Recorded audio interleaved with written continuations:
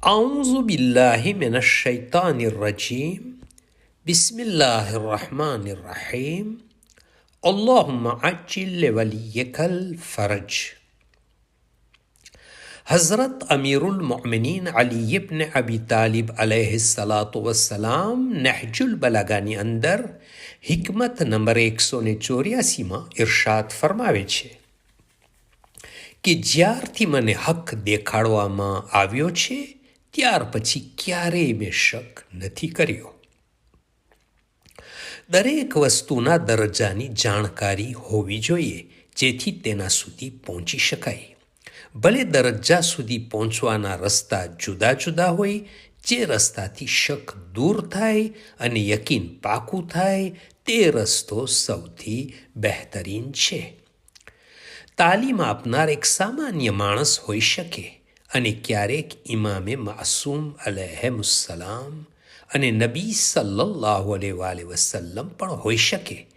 જો સામાન્ય માણસ કોઈ વસ્તુ તાલીમ આપશે તો તેમાં શક અને શંકા બાકી રહી શકે છે.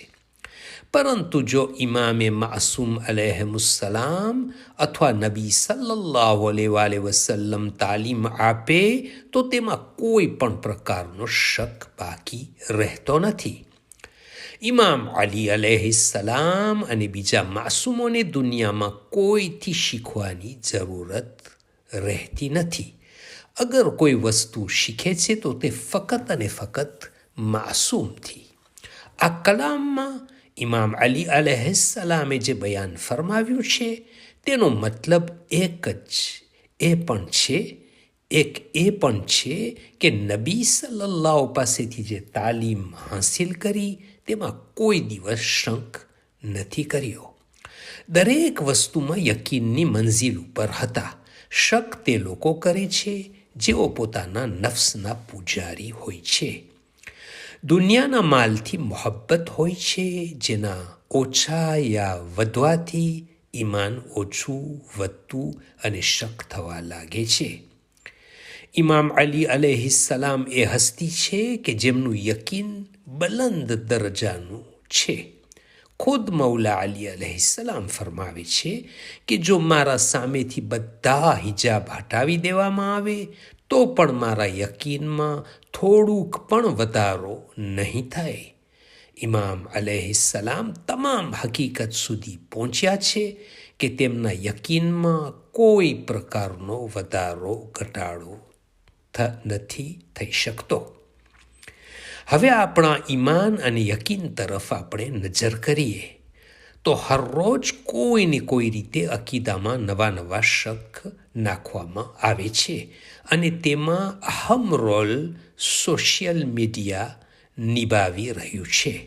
જો આજના સમયમાં સાચી દલીલ સાથે ઈમાન હાંસિલ કરવામાં નહીં આવ્યું હોય તો જે રીતે તોફાની હવામાં જેમ ઝાડ આમ તેમ થયા કરે છે તે મુજબ આપણું અને આપણા બચ્ચાઓનું ઈમાન થઈ જશે અને છેલ્લે શકની હાલતમાં આપણને મોત આવી જશે, એટલે કાફર બનીને દુનિયાથી રવાના થશો. આપણી જિંદગીમાં સૌથી વધારે આપણા ઈમાનને અહમિયત આપવામાં આવે. બધા લોકોના મોઢાની વાતો અથવા સોશિયલ મીડિયાની વાતો ઉપર ભરોસો ન કરો. ફક્ત એ લોકોની વાતોનો ભરોસો કરો જેના વિશે યકીન હોય કે આ સાઇટ અથવા આ માણસ જે બોલી રહ્યો છે તેમાં અલ્લાહનો ખૌફ છે અને અહલુલ બૈત અલૈહિસ્સલામની વાતો બયાન કરે છે.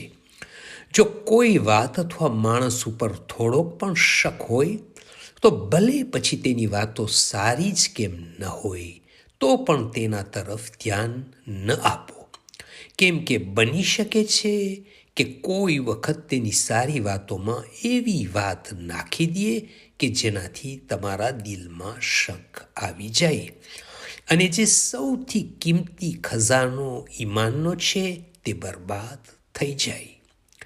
દીની કિતાબો અથવા દીની વેબસાઇટ તેમજ તમારા આલિમોની વાતો સાંભળવાથી ઈમાન અને યકીનમાં વધારો થાય છે. અલ્લાહુમ્મા સલ્લી અલા મુહમ્મદિન વ આલી મુહમ્મદ વ અજ્જીલ ફરજહુમ. From Fountain of Ahlul Bayt alayhimus salam.